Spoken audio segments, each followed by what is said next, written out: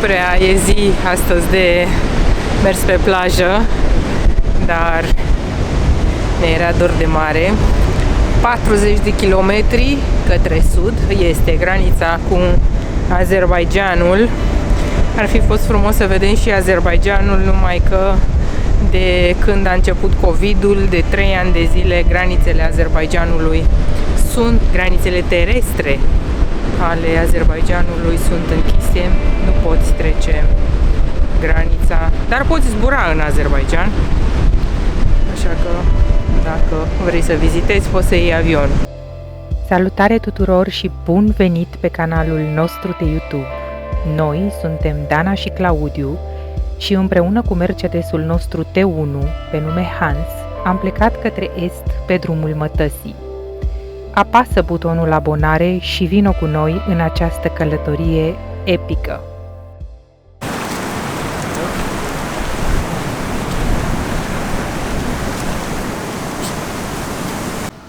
Uite cine ne aștepta la mașină, sub mașină. Și s-a suit direct în pat.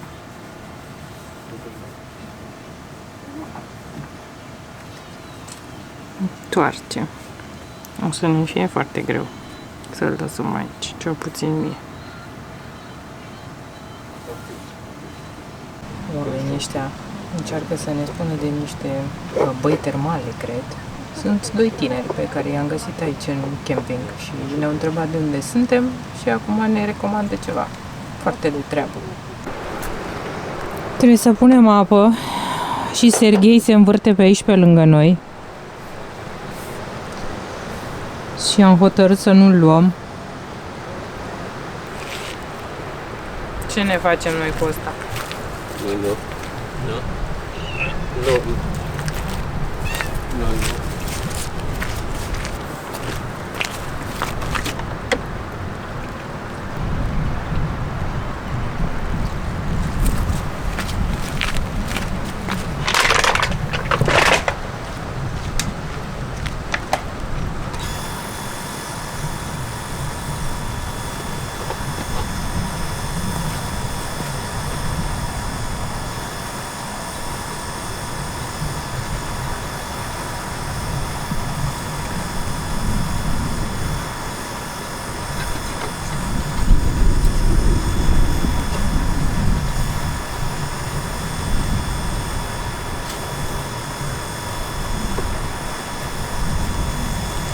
Ascundem un portbagaj. Am plecat de la camping, l-am lăsat și pe Garfield acolo. Probabil că o să mă gândesc toată ziua la el. Când Garfield, când Serghei. Când Garfield, când Serghei, dar arăta Garfield așa, foarte dulce.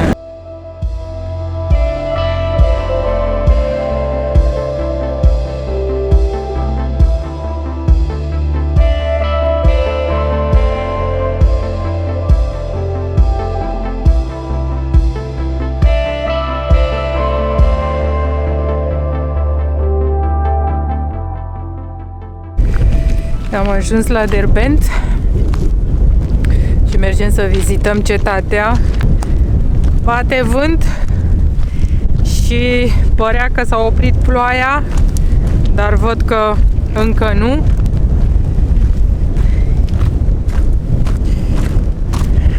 Nu știu ce altceva am putea să facem pe vremea asta, la cât e de urât afară. Mergem la mall. Mergem la mall? Nu cred că au mall la Derbent.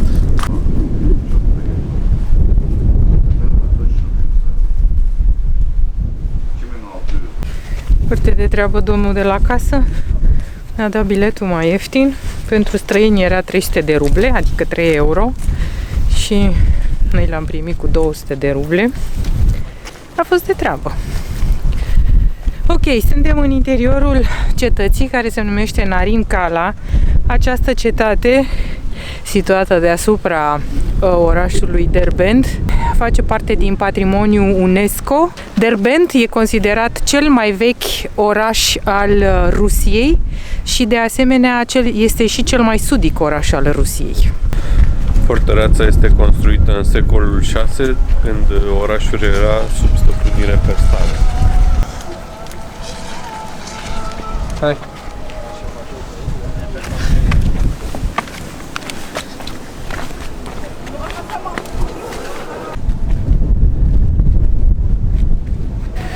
Orașul Derbent are doar 124.000 de locuitori, dar, atenție, acești 124.000 de locuitori reprezintă 60 de naționalități și numai 3%, 3,5% din ei sunt ruși.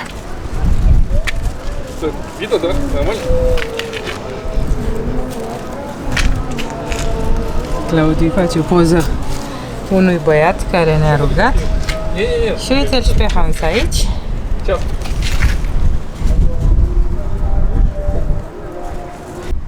Orașul a trecut rând pe rând prin mâinile persanilor, arabilor, turcilor, mongolilor, iar din 1813 face parte din Rusia.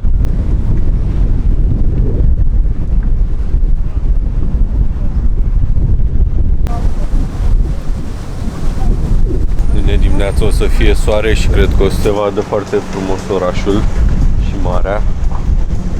Cu siguranță mai frumos decât acum. Nu scrie pe nicăieri în engleză, așa că o să încercăm să traducem cu Google Lens. И происходит. Чтобы этого всего не было, конечно, все нюансы и учитывались. То есть всему свое время. Вот так вот. Поэтому после девушка ходила в зал, девичьи бани, хамам называли.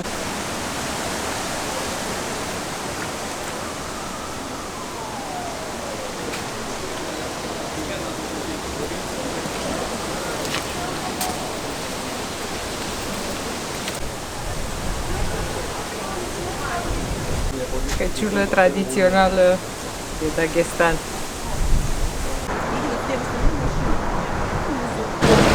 Am coborât din cetate, mergem să vedem orașul vechi, să vedem cea mai veche moschee din Rusia, care se află aici. Și între timp am văzut o mașină care arată foarte veche așa, e pe taxi, imediat vă arăt.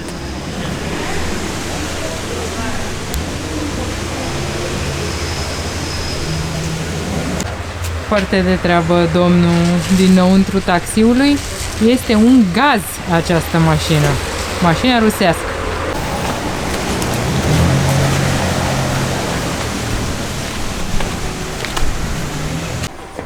Ia uitați acolo sus cetatea, de unde venim noi.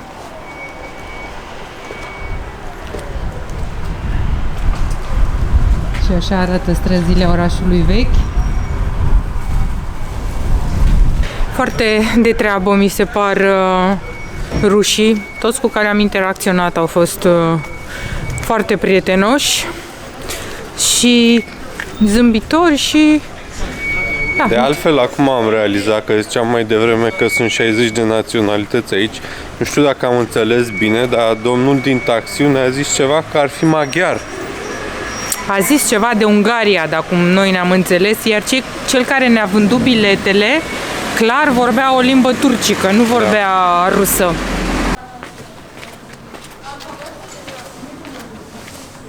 Aparent iernile sunt foarte blânde aici la Derbent datorită Mării Caspice și am văzut și noi rodii crescând aici, cachi, ce am mai văzut? Am văzut și un bananier de altfel, așa că cred că într-adevăr iernile sunt blânde. Am nimerit noi așa o zi de toamnă adevărată, mai rece, mai vântoasă, mai fără soare.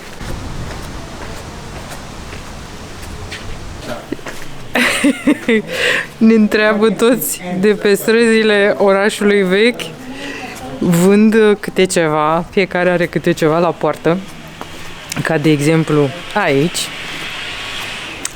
sau aici. Și ne întreabă de unde suntem și dacă nu vorbim rusă. Și deja jumătate de oraș știe că suntem din România, că ne tot întreabă.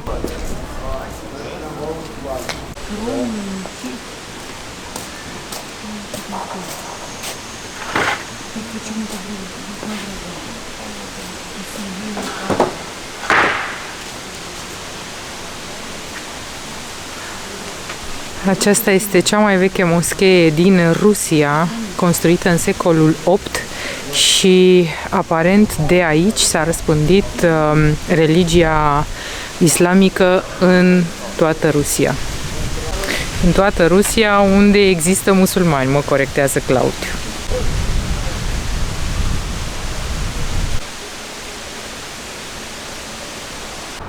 Ce frumoasă e strada asta, se vede până departe.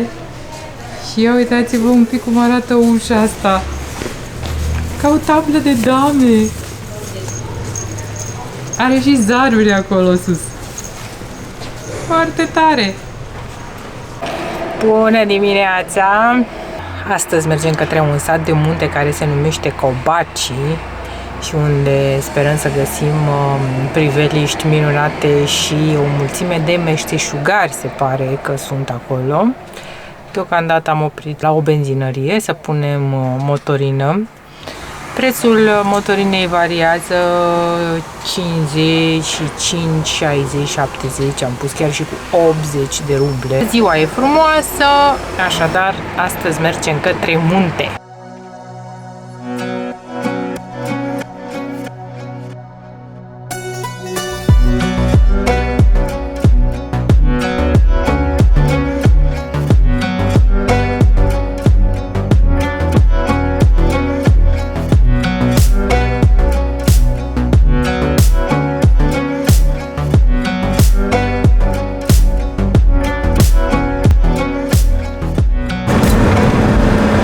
Început muntele și pădurile, munții sunt împăduriți.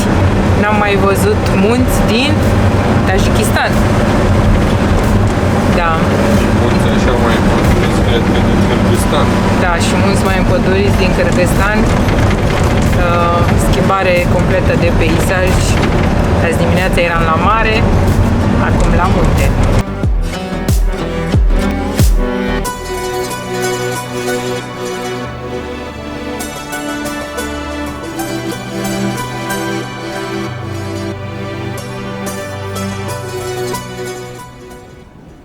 Pe neașteptate s-a terminat asfaltul și drumul e mai îngust și un defileu. Într-un defileu.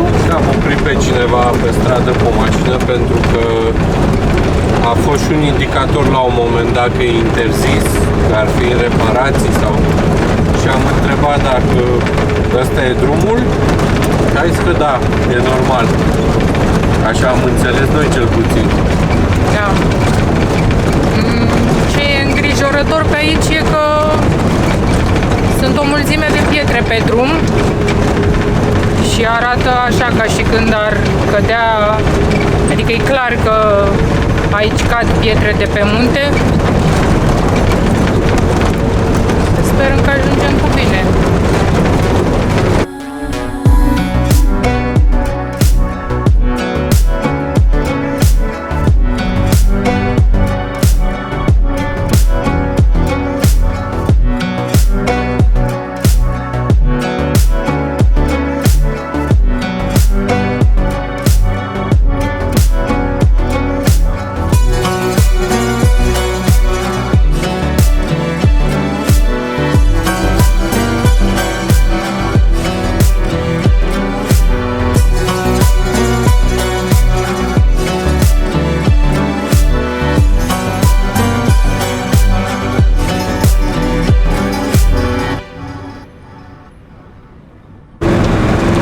La off-roading în Rusia chiar nu ne-am așteptat și nici nu ne-am propus, dar drumul ăsta e din ce în ce mai rău, pentru că a plouat zilele trecute și e și noroi, pe lângă faptul că e plin de bolovani.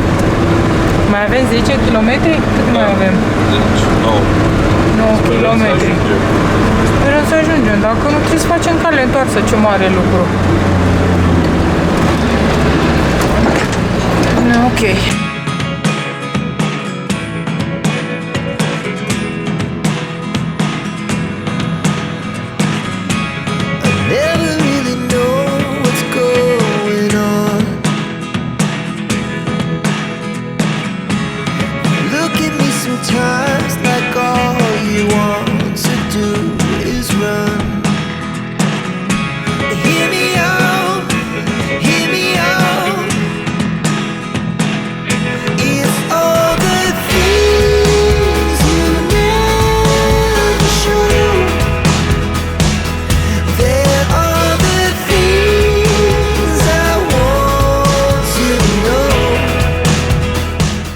Am ajuns la Cubaci.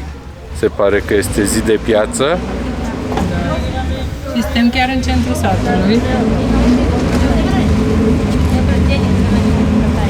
Se vinde ceva aici.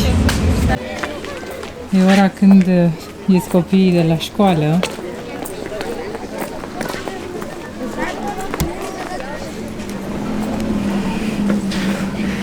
Satul acesta este situat la 1500 de metri altitudine. E destul de răcoare aici, dar are niște priveliști extraordinare. Foarte interesant ce au femeile pe cap. Hello! Ne salută copiii.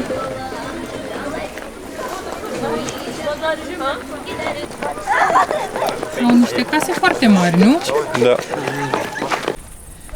Am ajuns la cimitir din greșeală. Dar oricum foarte frumoasă priveliște e de aici. Acolo sunt munții terasați. Prichindeii care se duc acasă.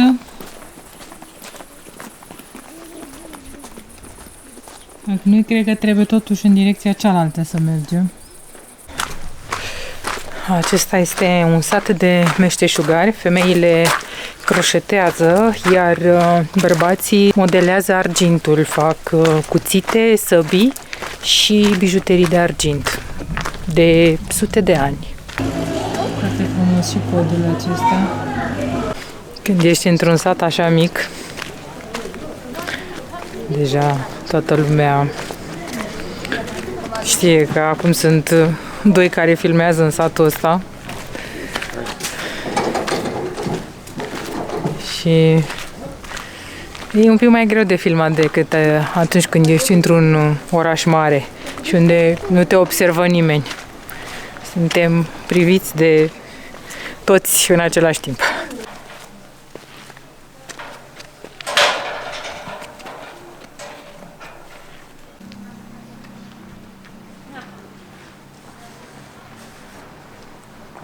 Toate casele sunt construite din piatră, bineînțeles. Că piatra se găsește aici și văd că unii dintre ei au trecut deja la termopan. Nu mai au ferestre de lemn. Avem și un turn aici. Din păcate e închis la turn. Asta e norocul nostru. Da, să găsim un închis. Închis la moschee, închis la turn. În schimb putem să vedem drumul pe unde am venit și o parte din sat.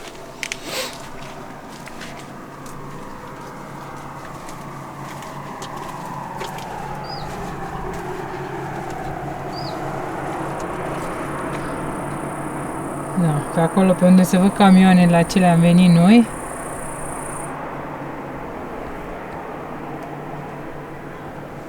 Hello! Hello, hello.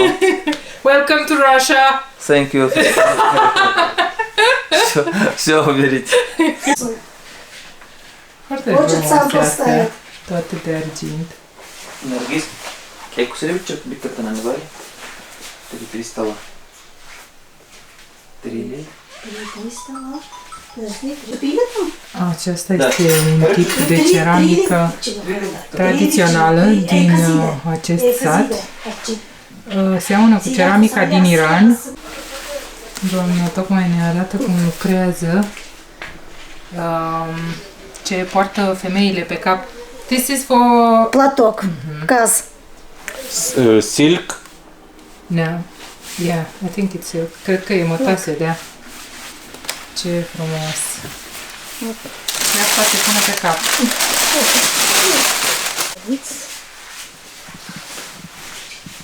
Давайте. Присядьте чуть-чуть.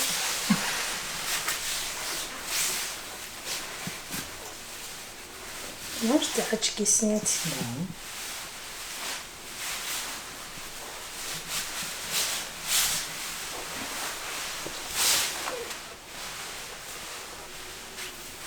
Давайте.